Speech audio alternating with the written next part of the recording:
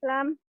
Wassalatu wassalamu ala sayyidina Muhammadin khairil anam wa ala alihi wa ashabihi wa tabi'ihi ala dawam. Asyhadu an la ilaha illallah wahdahu la syarikalah wa asyhadu anna Muhammadan abduhu wa rasuluhu la nabiyya ba'dah. Rabbi shrah li sadri wa yassir li amri wahlul 'uqdatam min lisani yafqahu qawli. Amma ba'd.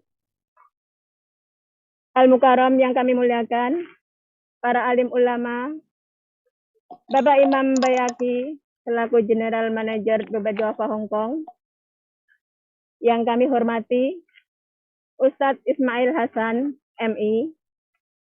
Selamat bergabung bersama kami di Madrasah Pesantren Online, guys, Pak Ustadz.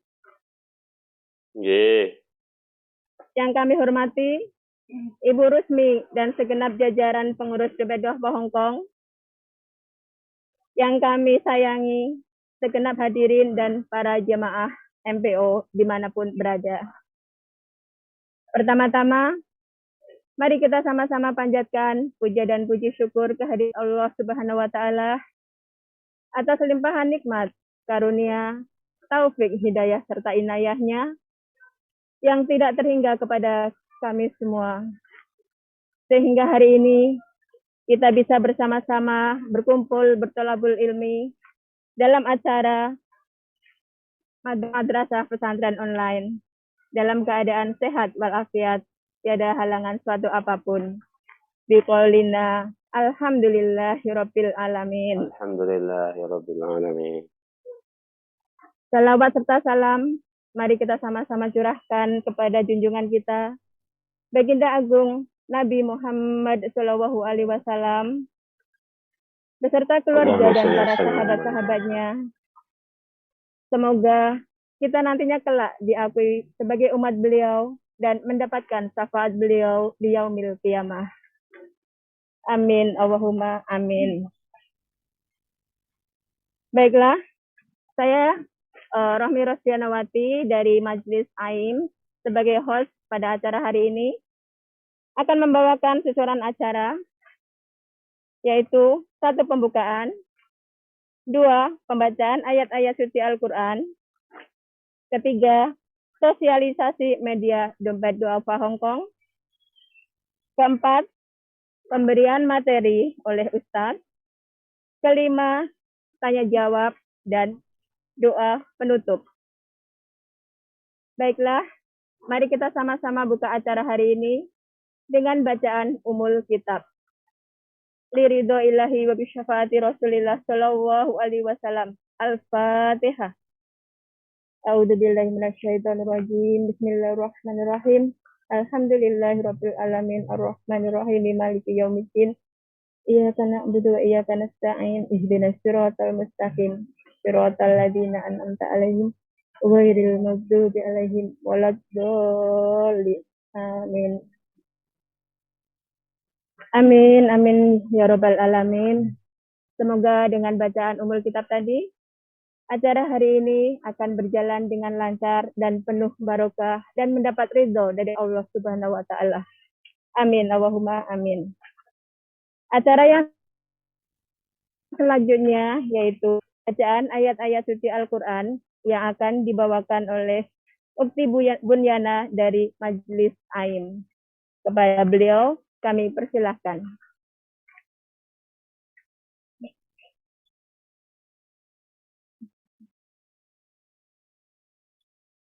Assalamualaikum warahmatullahi wabarakatuh. Waalaikumsalam warahmatullahi wabarakatuh.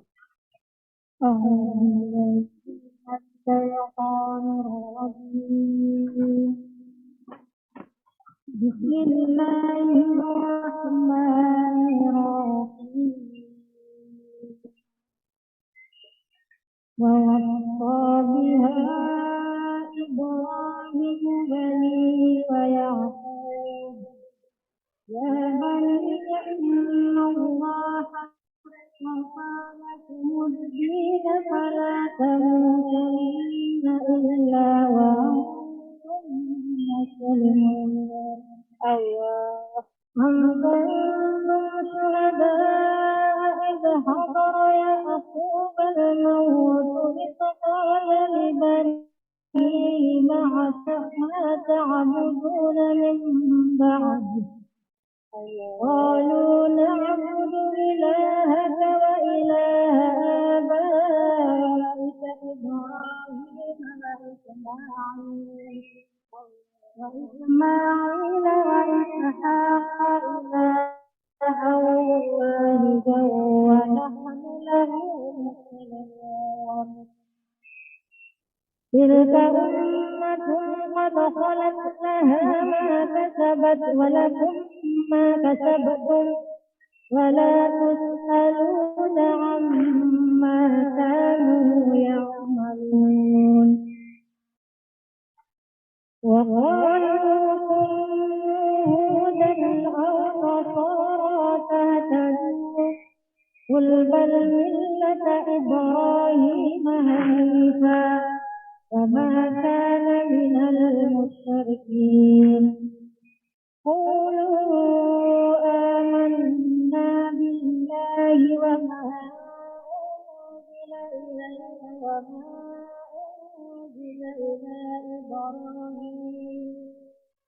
وما أنزل إلى إبراهيم وإسماعيل وإسحاق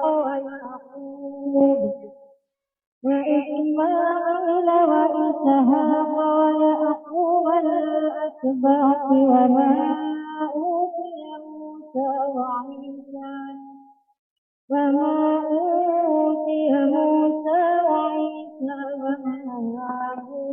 النبيون من ربهم لا نفرق بين أحد منهم ونحن له مسلمون فإن آمنوا بمثل ما آمنتم به فقد اهتدى وإن تولوا فإنما هم في شقاق فسيكفيكهم الله وهو السميع العليم صبغة الله وما أحسن من الله صبغة ونحن له عابدون قل أتحاجوننا في الله وهو ربنا وربكم ولنا أعمالنا ولكم أعمالكم ونحن له مخلصون أم تقولون إن إبراهيم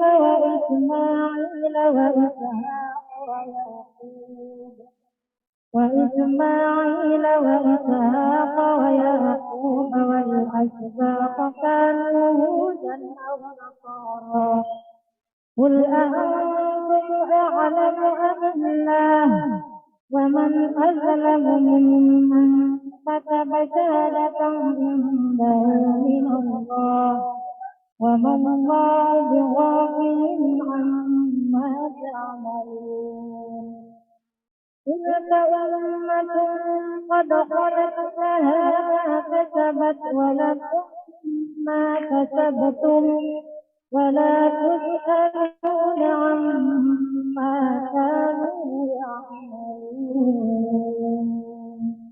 صدق الله العظيم. Assalamualaikum warahmatullahi wabarakatuh. Waalaikumsalam warahmatullahi wabarakatuh. Terima kasih kepada Ukti Bunyana atas bacaan-bacaan ayat suci Al-Quran tadi. Semoga kita semua mendapatkan barokah dan syafaat dari bacaan Al-Quran tadi, terutama kepada yang membacanya. Amin, Allahumma amin. Teman-teman sekalian, acara ini juga disiarkan secara langsung melalui Facebook dan juga rekamannya akan diupload di YouTube Dompet Duafa Hong Kong.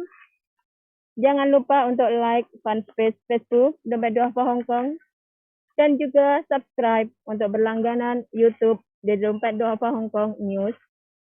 untuk mendapatkan update informasi-informasi yang bermanfaat dan juga kajian-kajian yang diselenggarakan oleh Dompet Duafa Hong Kong. Acara selanjutnya yaitu pemberian materi oleh Ustadz dengan tema iman kepada Rasul. Kepada beliau, Ustadz Ismail Hasan, kami persilahkan.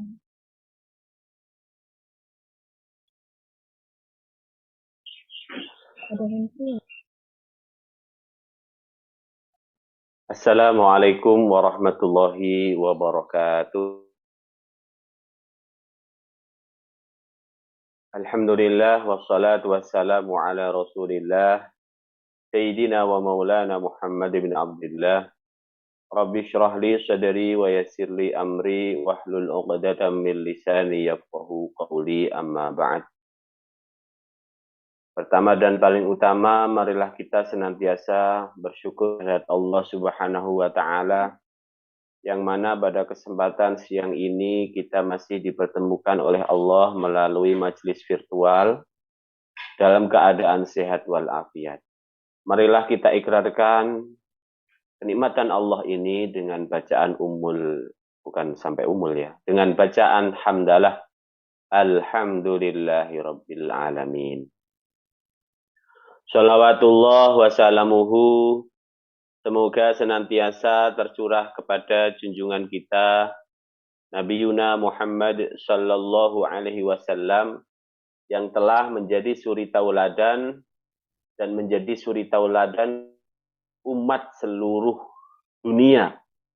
Mudah-mudahan kita semuanya diakui mendapatkan syafaatnya, diakui menjadi umatnya, sekaligus kita semua menjadi umatnya yang berbahagia dunia dan akhirat. Allahumma amin. Baik, terima kasih kepada MC yang telah meluangkan waktunya, membagi waktunya buat saya menyampaikan materi tentang iman kepada Rasul. Ya, baik, akan saya share beberapa slide yang berkenaan dengan materi. Insya Allah akan sangat bermanfaat.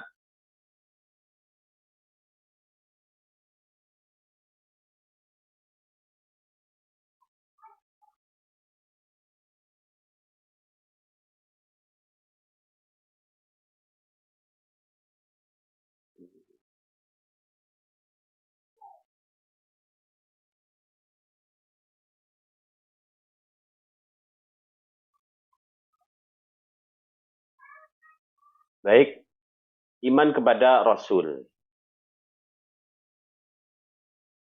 Pengertian Rasul. Perbedaan Nabi dan Rasul. Baik, pengertian Rasul harus kita tahu ya, bahwa Rasul itu adalah manusia yang dipilih oleh Allah untuk menerima wahyu dari Allah yang melalui perantaraan malaikat, kemudian disampaikan kepada umatnya. Nah, ini Rasul. Ya. Dan Rasul itu jumlahnya 25. Perbedaan Nabi dan Rasul apa? Kalau Nabi itu adalah manusia pilihan Allah, ya, yang mendapatkan perintah maupun wahyu, tapi untuk dirinya sendiri. Tidak perlu untuk disampaikan kepada orang lain. Sementara Rasul itu adalah orang pilihan Allah yang mendapatkan wahyu yang harus disampaikan kepada umatnya masing-masing.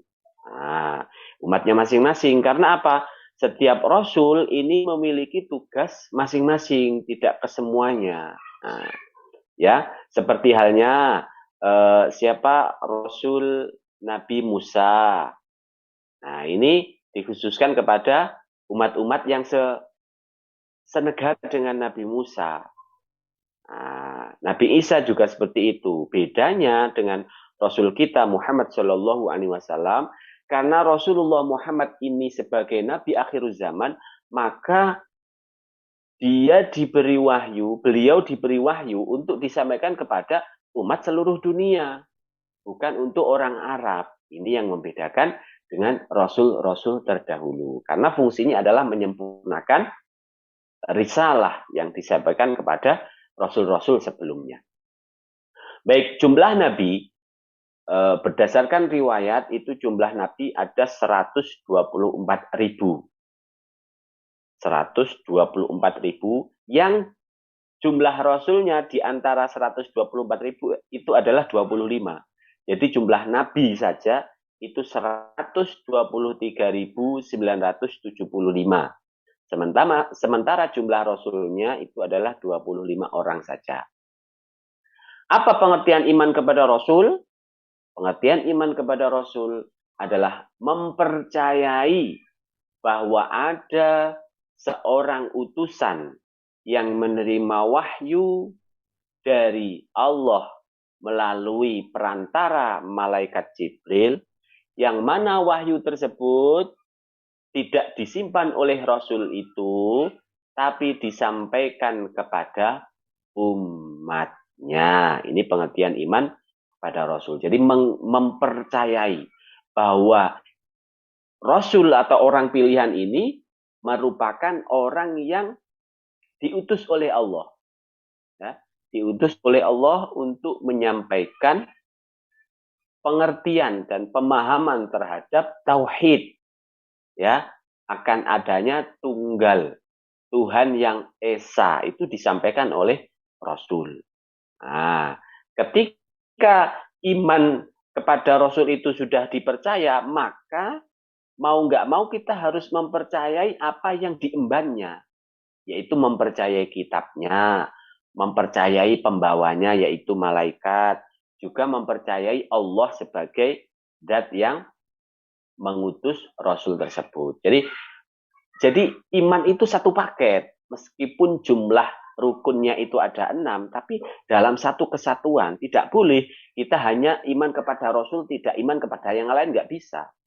Maka harus iman kepada Rasul, percaya kepada Rasul, artinya percaya kepada risalah yang dibawanya berupa wahyu dan kitab. Kemudian kitab yang dibawa oleh malaikat juga harus dipercaya malaikatnya.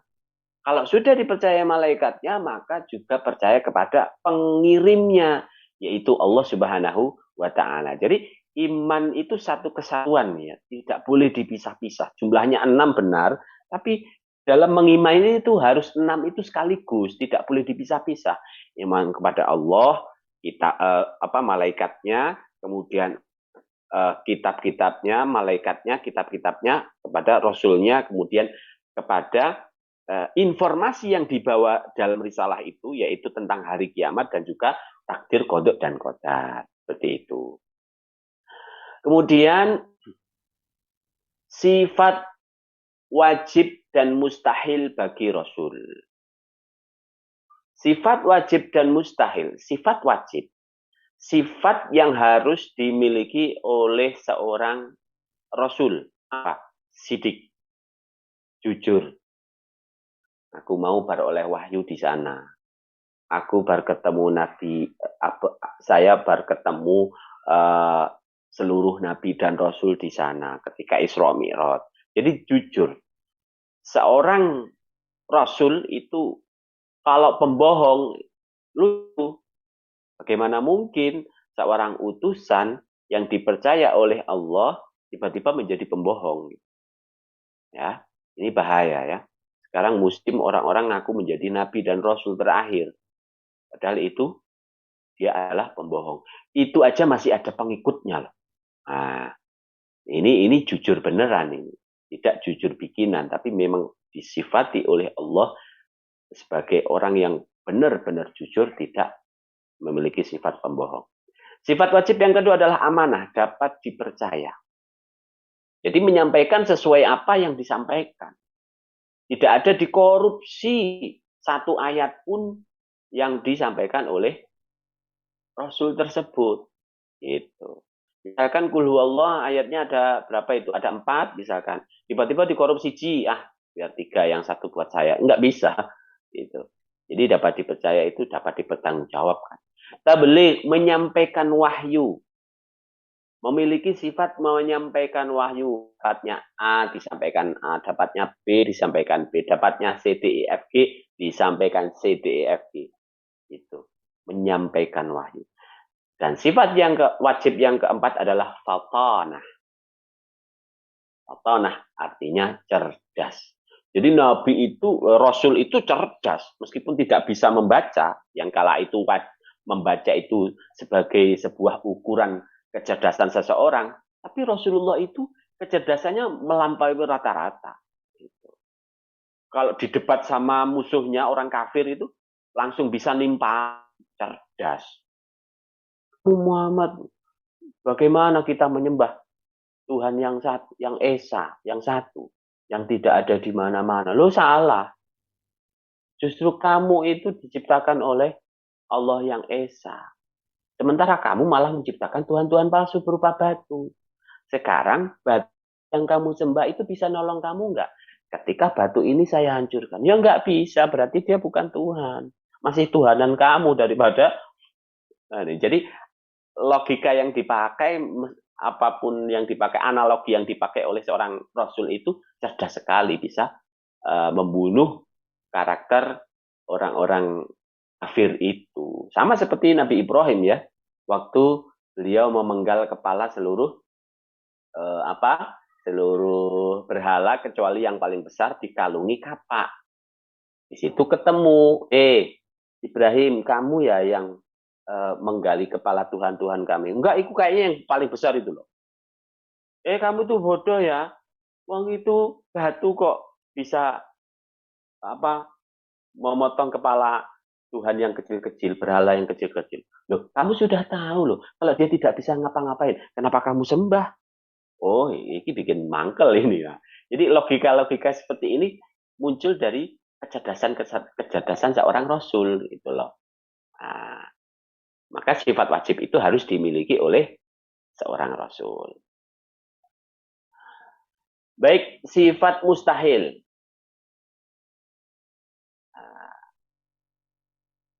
Yang pertama adalah kizib. Kizib ini artinya pembohong. Rasul mustahil bohong. Kita aja yang kadang memiliki sifat bohong itu. Kamu sudah makan ya? Belum, saya belum makan. Wah, udah kenyang. Biar makan bareng sama teman-teman. Jadi, kizib itu artinya bohong. Sifat mustahil yang kedua adalah khianat, mengkhianati. Khianat itu berarti ada sesuatu yang membuat dia tidak dipercaya lagi karena berkhianat kepada kita. Itu sifat mustahil yang dimiliki oleh seorang nabi. Yang ketiga adalah kitman, menyimpan wahyu untuk dirinya sendiri sehingga tidak disampaikan. Yang ketiga adalah jahlu. Sebenarnya sifat jahlu ini ada kata lain yang dipilih itu salah bitonah lupa saya tadi, ini bikin secara manual aja, jadi ada kata selain jahlu yang artinya bodoh ya. Jadi sifat mustahil ini tidak layak disematkan kepada Rasul. Pembohong, pengkhianat, menyimpan rahasia, menyimpan wahyu, dan memiliki sifat bodoh itu tidak mungkin ada pada seorang Rasul. Nah, kemudian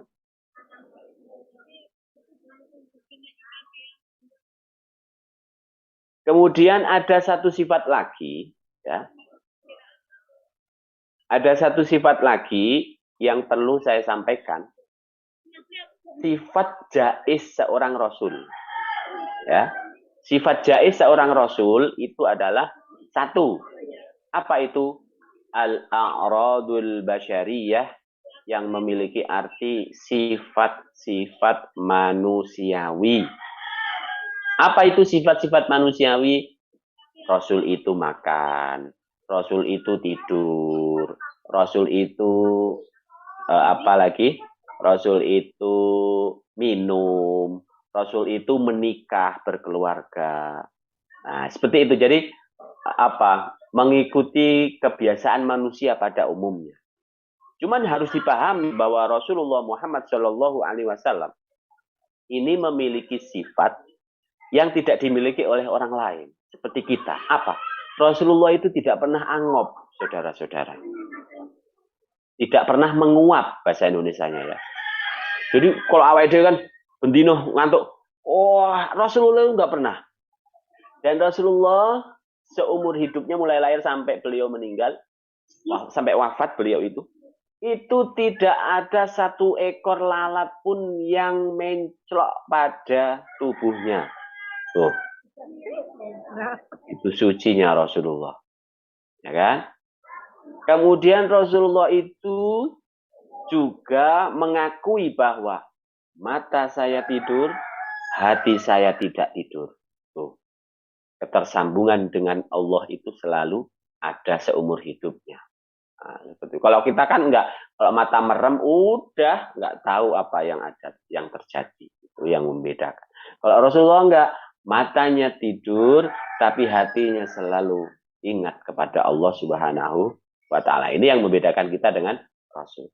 Jadi iman kepada Rasul itu harus benar-benar kita lakukan. Dengan mengimani Rasul, maka berarti kita mengimani keseluruhan satu paket yang dibawa olehnya dan juga menjadi umat yang mempercayai nabi-nabinya. Soalnya ada umat yang tidak mempercayai Rasulnya. Ya. Seperti siapa? Bani Israel. Bani Israel itu ada orang utusan, seorang nabi, disembelih.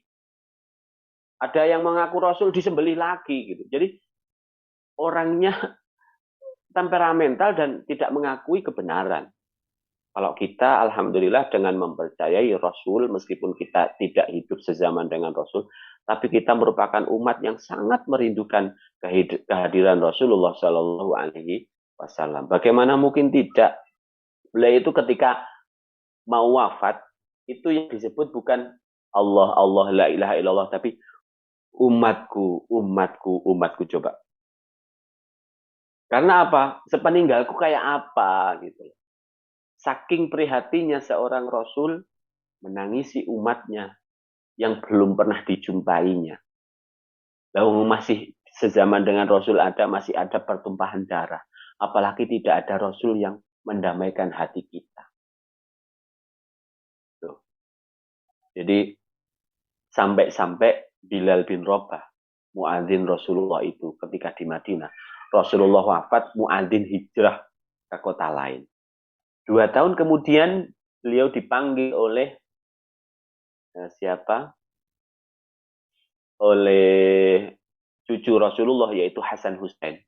Bilal, aku ingin kamu azan. Sebagai pengingat seolah-olah aku masih hidup bersama kakek saya yaitu Muhammad Shallallahu Alaihi Wasallam. Apa yang terjadi?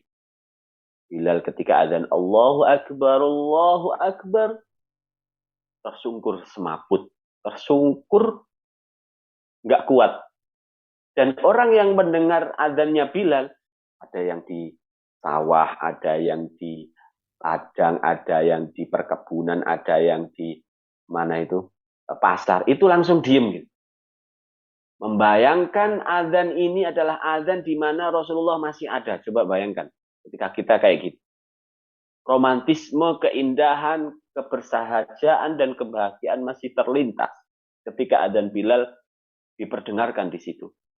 Allahu Akbar, Allahu Akbar. Itu orang-orang diam semua itu. Membayangkan Rasulullah masih hidup. Nangis bercucuran air mata. Tersungkur, kemudian siuman, bangkit lagi meneruskan azan. Asyhadu an la ilaha illallah. Tersungkur lagi. Pingsan. Bangkit lagi meneruskan. Asyhadu anna Muhammadar Rasulullah.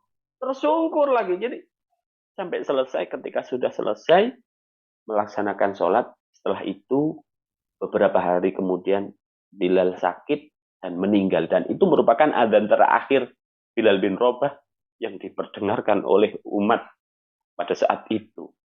Coba bayangkan. Suara azan yang diperdengarkan selalu istiqomah, bahwa Bilal azan berarti Rasulullah ada gitu. Dan itu yang kita saja yang ketika mendengar cerita itu menjadi berkaca-kaca, apalagi yang mengalaminya gitu. Jadi inilah bagaimana keimanan seseorang itu diuji melalui hal-hal semacam itu. Yaitu dalam kehidupannya, bagaimana kita mengejawantahkan keimanan kita kepada Rasulullah itu harus kayak apa gitu. Nah, mungkin nanti di bagian 2 yaitu seminggu lagi atau berapa hari lagi itu kita akan membahas tentang iman kepada Rasul bagian 2 ya. Iman kepada Rasul bagian 2 kita akan membahas tentang apa saja yang harus kita lakukan sebagai bukti keimanan kita kepada Rasulullah Muhammad Shallallahu Alaihi Wasallam. Iya, kita iman kepada Rasul-Rasul sebelumnya, iman, percaya bahwa mereka adalah utusan. Tapi untuk memahami kita sebagai umatnya Rasulullah Muhammad sebagai nabi terakhir, penyempurna agama-agama terdahulu, mau nggak mau kita harus tahu praktek apa yang harus kita lakukan supaya kita benar-benar terbukti sebagai orang yang iman kepada Rasul. Nah, mungkin ini materi yang dapat kita sampaikan. Kita buka session tanya jawab. Setelah kita menjawab satu persatu pertanyaan, mungkin dibuka sessionnya 1 sampai 3 penanya, kemudian kita berdoa, terus baru penutup. Demikian, mudah-mudahan ada pemahaman yang bisa kita ambil dan manfaat yang kita dapat raih dari materi tentang iman kepada Rasul ini. Allahumma amin. Demikian, saya kembalikan ke Mbak Rohmi. Terima kasih. Wassalamualaikum warahmatullahi wabarakatuh. Waalaikumsalam warahmatullahi wabarakatuh.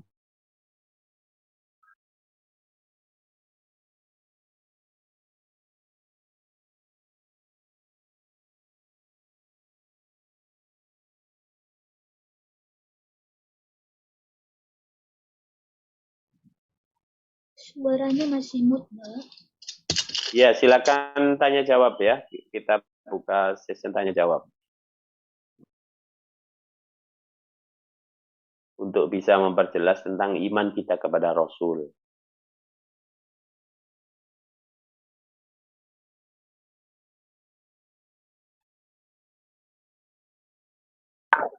Assalamualaikum warahmatullahi wabarakatuh. Waalaikumsalam warahmatullahi wabarakatuh. Bertanya Ustaz, saya Nur Halimah. Mau bertanya, apakah istri Rasulullah atau istri Nabi itu melahirkan seperti halnya manusia? Terima kasih. Assalamualaikum warahmatullahi wabarakatuh. Waalaikumsalam warahmatullahi wabarakatuh. Baik. Jadi Rasul itu manusia yang melahirkan juga. Ya. Siti Khadijah itu melahirkan beberapa putri dan beberapa putra. Di situ ada Sayyidah Siti Fatimah. Ada juga Hafsah. Ada juga Ruqayyah.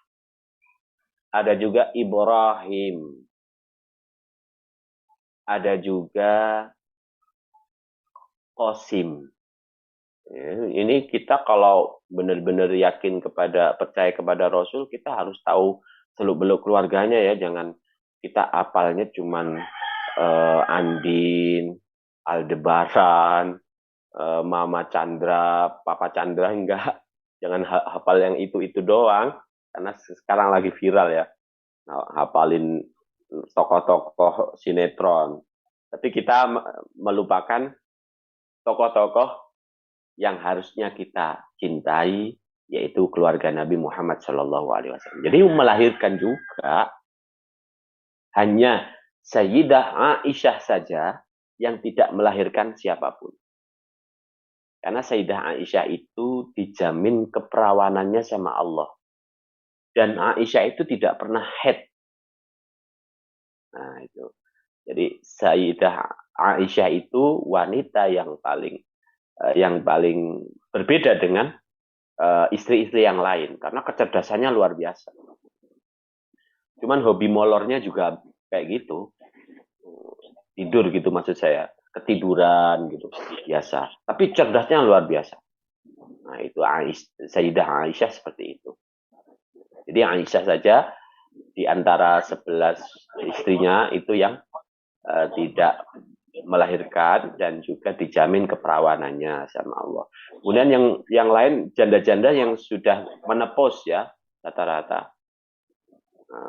Ada Sauda, ada itu janda-janda yang sudah sangat tua sekali. Jadi yang dinikahi Rasulullah itu tidak melulu perawan karena yang perawan itu kalau nggak salah siapa si Maryah Kiptiah sama Aisyah itu kalau nggak salah itu dua orang itu yang dalam kondisi dinikah dalam kondisi perawan. Kalau yang lain sudah janda-janda. Seperti itu jawabannya, Mbak penanya. Mudah-mudahan bisa mengobati rasa penasaran kita terhadap keluarga Rasulullah. Terima kasih.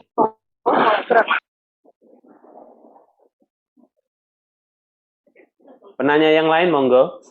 Saya Ustaz. Assalamualaikum warahmatullahi wabarakatuh. Waalaikumsalam warahmatullahi wabarakatuh. Ustaz, mungkin saya mau bertanya, tapi sedikit melenceng dari materi. Begini Ustaz, karena kita kan itu kalau kita sholat di masjid itu ada beberapa session, tapi waktu dulu itu belum ada pandemi corona, itu sangat berdesak-desakan. Oleh sebab itu daripada berdesak-desakan, ada yang inisiatif yang benar-benar menjadi ibaratnya sesepuh yang dari Indonesia memang sudah hidup di pondok gitu, maksudnya mengerti silsilah agama gitu. Beliau sanggup menjadi imam kita untuk sholat Id. Nah, pertanyaan saya, ada kesimpang siuran, ada yang bilang kalau imam perempuan itu tidak boleh lah, sedangkan sholat Idul Fitri atau Idul Adha itu kan sholat sunnah. Menurut Ustadz itu boleh tidak kalau imamnya perempuan? Terima kasih Ustadz.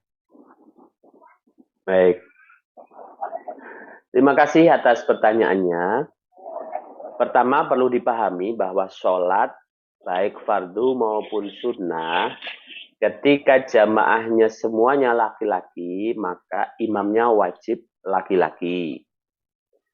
Ketika semua jamaahnya itu perempuan dan ada satu laki-laki yang jadi jamaah, maka di situ diwajibkan laki-laki juga yang jadi imam. Tuh. Yang ketiga, jika semua jamaahnya itu ternyata perempuan dan waria asli ya, bukan waria hasil operasi. Jadi dalam Islam itu sebenarnya sudah ada pembahasan tentang waria asli. Waria asli itu satu orang yang memiliki dua alat kelamin. Perlu dipahami ya. Itu bahasa Arabnya disebut dengan khunsa muskil. Punya alat kelamin laki-laki, juga punya alat kelamin perempuan. Dalam satu orang. Ini ada. Nah, itu maka ketika yang ada di situ adalah perempuan dan juga wanita waria asli dan tidak ada laki-laki, maka yang boleh menjadi imam di situ adalah si waria tersebut. Ya kan? Lah, terus bagaimana kalau semua jamaah itu adalah perempuan saja, tidak ada satupun laki-laki? Dan ketika laki-laki yang dihubungi itu ternyata ada darurat, tidak bisa hadir atau karena memang pandemi ada darurat yang tidak bisa dianulir gitu, maka diperbolehkan imam maupun khotibnya dari perempuan. Karena hal ini adalah perkara sunnah. Tapi kalau Jumat itu tidak boleh karena rata-rata perkara yang wajib sholat Jumat itu kan laki-laki yang sudah balik, kalau perempuan enggak. Nah ini kalau perkara sunnah enggak apa-apa. Sebagian ulama berpendapat seperti itu. Tapi ada pendapat yang mayoritas menyatakan hukumnya makruh. Sebaiknya tidak diimami oleh perempuan maupun khotibnya perempuan. Kenapa? Karena ada beberapa alasan. Salah satunya ketika khutbah terus ada orang lain yang seliweran yang bukan beragama Islam mendengar khutbah dari seorang wanita yang suaranya merdu, itu akan membangkitkan syahwat bagi orang yang mendengar. Ini bisa berapi. Hadirin, para hadirat, misalkan gitu. Terus kemudian ada orang asing lewat. Wow, ini suaranya. Wow, akhirnya dia ikut-ikutan nimbrung di situ gitu. Jadi ada banyak madorotnya yang terjadi. Kecuali di tempat tertutup semuanya wanita, monggo sholat sunnah diimami oleh wanita dan khutbahnya juga wanita, nggak apa-apa. Nah, karena sholat Idul Fitri maupun Idul Adha itu hukumnya sunnah. Seperti itu Mbak ya, mudah-mudahan bisa dipahami.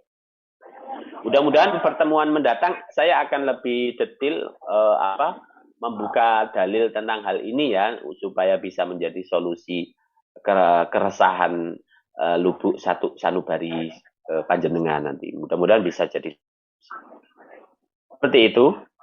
Mbak, terima kasih Mbaknya si penanya. Mudah-mudahan bisa menambah pengetahuan ada tentang. satu lagi, maaf.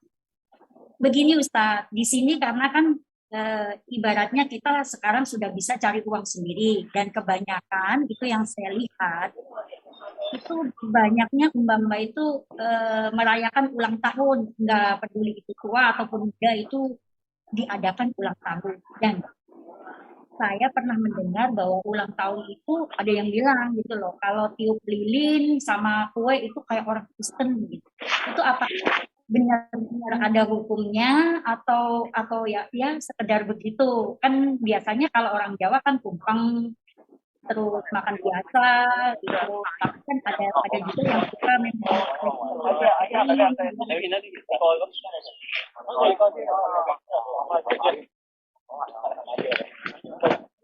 Baik, terima kasih atas pertanyaannya.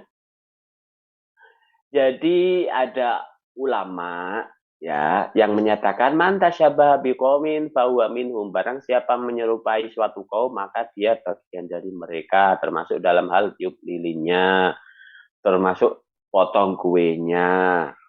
Sebenarnya intisari dari tasyakuran ulang tahun itu adalah bersyukur kepada Allah Subhanahu wa taala bagaimanapun caranya. Monggo, selama itu hal positif enggak masalah. Cuman makruh aja ketika kita merayakannya seperti hal-hal yang terjadi dengan orang-orang barat atau orang-orang luar negeri. Yang tidak diperbolehkan itu ya bakar rumahnya orang.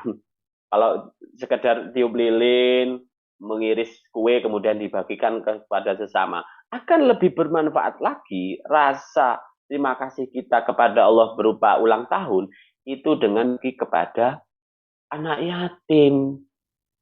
Itu subhanallah. Dan doanya ayat yatim itu sangat dikabulkan oleh Allah. Maka ketika si perempuan itu masih jomblo, membagikan uang 100.000 kepada 10 anak yatim, doakan ya, mudah-mudahan tahun depan saya bisa pulang dan mendapatkan jodoh. Amin. Aminnya yatim ini sangat dikabulkan oleh Allah. Gitu loh. Jadi ada yang lebih positif dari sekedar makan-makan atau iris-iris roti tar atau sekedar tiup lilin. Ada yang lebih manfaat lagi. Nah itu.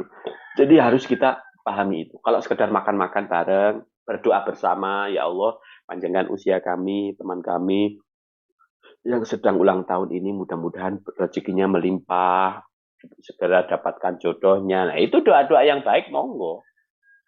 Tapi kalau di situ ada pesta-pesta, kemudian mengakibatkan dia ketidurannya sampai larut, kemudian subuhnya malah hilang, ini malah bahaya gitu. Jadi ada yang lebih positif lagi daripada sekedar seperti itu. Ya kita tidak bisa menghukumi sampai ke wilayah haram lah hal itu. Karena itu hanya sebuah acara yang dikemas sedemikian rupa aja. Ya saya hukumi makruh aja karena tidak memberi berbagi kebahagiaan bersama anak yatim. Itu bagi saya kurang afdol aja. Bagikan aja kebahagiaan itu dengan merayakan syukuran itu dengan orang yang berkekurangan, orang yang panti jompo atau orang tua yang tidak cukup hartanya. Itu akan sangat mengena dan sangat bermanfaat daripada sekedar mengundang orang-orang kaya terus ngadu-ngadu kayak gitu. Bagi saya subhanallah, kecuali hal itu di orang-orang sekitarnya sudah berkecukupan, daripada membuat pesta-pesta malah menghamburkan uang, itu termasuk mubadzir. Innal mubadzirina kanu ikhwanas syayatin. Sesungguhnya orang yang menghambur-hamburkan harta itu teman-temannya setan. Bahaya nanti. Ketemu ulama yang keras, kamu bisa-bisa, oh kamu ya yang temannya setan. Ini malah ngeri ini. Karena menghambur-hamburkan uang. Tapi kalau berbagi kepada orang sebagai sedekah, infak, sedekah kepada orang yang membutuhkan, itu akan lebih bermanfaat dan lebih bermartabat. Demikian jawaban yang bisa saya sampaikan. Mudah-mudahan bisa menjadi solusi. Terima kasih. Terima kasih Ustadz. Jazakallah khair. Syukron Amin, katsiran. amin. Wassalamualaikum warahmatullahi wabarakatuh. Waalaikumsalam warahmatullahi wabarakatuh.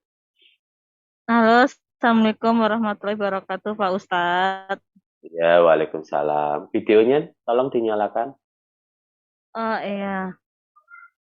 Maaf Pak Ustadz, saya mau bertanya, tapi lain dari materi Pak Ustadz. Oh, monggo, monggo. Misalnya anak kita menyakitkan kita berkali-kali, terus misalnya saya menghindar untuk sementara, apakah itu baik Pak Ustadz? Memang saya dari dia kecil tidak menjaganya karena memang dari mantan suami tidak boleh gitu Pak Ustadz. Oh gitu, ya, ya, ya. Ya. Baik, untuk menghindar itu adalah salah satu cara supaya tidak saling menyakiti. Itu benar.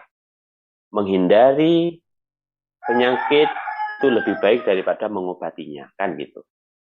Tapi selain itu, tolong dijaga juga hubungan silaturahmi, misalkan kalau ada rezeki dibagi kepada anak. Kalau tidak bisa sempat bertemu, mendoakan anak. Dan mendoakan yang baik-baik. Pokoknya seorang ibu itu jangan sampai mangkel. Soalnya kalau ibu itu sampai mangkel, yang keluar itu bukan doa yang baik, tapi doa yang jahat. Jadi malin kundang bisa-bisa itu. Ini ada kisah nyata. Orang Arab menceritakan bagaimana dirinya ngomong, dia orang kaya ya. Anaknya kecil itu usia 3 tahun. Menjatuhkan marmer berupa pot bunga yang harganya hampir 300 juta kalau nggak salah dari Tiongkok itu. Dijatuhkan, pecah kan sama anak 3 tahun. Oh, engko mati kemblekan omah. Dan ibu melupakan hal itu. Karena spontan dalam mendoakan. Oh, kamu nanti mati kejatuh kerobohan rumah. Dan dia tidak mencabut kata-kata itu. Kemudian besar-besar anaknya itu jadi insinyur. Bangun rumah. 30 tahun kemudian setelah kejadian itu, anaknya meninggal kejatuhan rumah seperti doa dari ibunya. Dan ibunya baru ingat ketika anaknya sudah almarhum. Ya Allah, kenapa aku nggak cabut doa saya yang dulu, yang waktu itu saya ucapkan karena mangkel anak saya menghancurkan sebuah pot yang harganya nggak seberapa daripada kehilangan anakku. Ya Allah. Tapi penyesalan tidak berarti. Maka dari itu, sebaiknya mendoakan anak yang baik-baik. Seberapa mangkel kita kepada anak, kita hadiah Fatihah. Mudah-mudahan bisa menjadi orang soleh. Mungkin sewot karena mangkel, udah lama nggak berjumpa atau tidak menyapa. Kita hadiah Fatihah. Mudah-mudahan hatinya dilembutkan oleh Allah. Karena satu-satunya sandaran kita itu kepada Allah sebagai pemilik anak kita. Gitu. Jadi pemilik anak kita jangan anggap kita, tapi Allah. Maka kita mohonnya kepada Allah. Ya Allah, mudah-mudahan anakku jadi anak yang soleh, yang berbakti kepada kedua orang tua, yang selalu menjalankan dan taat kepada dirimu, dan jauh dari maksiat terhadapmu. Gitu aja wes, hadiah Fatihah, hadiah Fatihah. Insya Allah lambat laun rasa sakit hati dari anak maupun dari diri kita sebagai orang tua itu akan hilang. Dan jangan sekalipun mengucapkan hal-hal yang jelek kepada anak, karena doa seorang ibu itu akan menjadi kenyataan di suatu hari. Nah, seperti itu ya. Jadi kita harapkan dengan kita kirim doa Fatihah saja sebanyak-banyaknya. Nah, Saya menghindar karena supaya saya tidak berkata yang tidak-tidak gitu Pak Ustadz. Memang saya ya. sudah lama saya dipisahkan dengan anak dari dia umur 2 tahun 4 bulan. Tapi setiap dia telepon saya selalu omongannya menyakitkan. Makanya saya untuk sementara saya menghindar. Tapi kalau memang nafkahi saya tidak menafkahi, sempat tidak menafkahi karena dengan mantan suami tidak boleh. Nah, baru tahun kemarin saya menafkahi dia segala apa kebutuhan dia seperti dia sekolah online butuh HP saya belikan, apa yang dia butuhkan saya kasih semua. Tapi omongannya karena masih dipengaruhi bapaknya, jadi omongnya begitu menyakitkan gitu Pak Ustadz. Jadi saya daripada saya nanti menyumpahkan anak atau gimana, saya pun ngerasa saya bersalah karena saya tidak membimbing dia. Dia dulu saya bahwa tidak boleh. Jadi lebih baik saya menghindar. Apakah saya itu salah gitu Pak Ustadz? Saya menghindar Baik. karena saya takut mengucap yang tidak-tidak dan juga untuk sementara lebih baik saya menghindar dulu gitu. Cuman doa saya selalu menyertai dia dan alhamdulillah dia sekarang keterima di STM negeri gitu Pak Ustadz. Ya, gak apa-apa. Menghindar daripada keluar kata-kata kasar itu lebih aman daripada ketika harus bertemu atau lewat telepon atau video call justru yang keluar kata-kata kotor malah bahaya. Ya, seperti itu jawabannya Mbak ya. Sudah saya jelaskan sedemikian rupa. Baik, ini ada permohonan dari banyak. Assalamualaikum. Ya, sama-sama. Waalaikumsalam. Assalamualaikum Mbak Ustadz, minta doa untuk teman volunteer namanya Mbak Surati, saat ini sedang sakit. Baik, kita kirim hadiah Fatihah kepada Ibu Surati, Mbak Surati.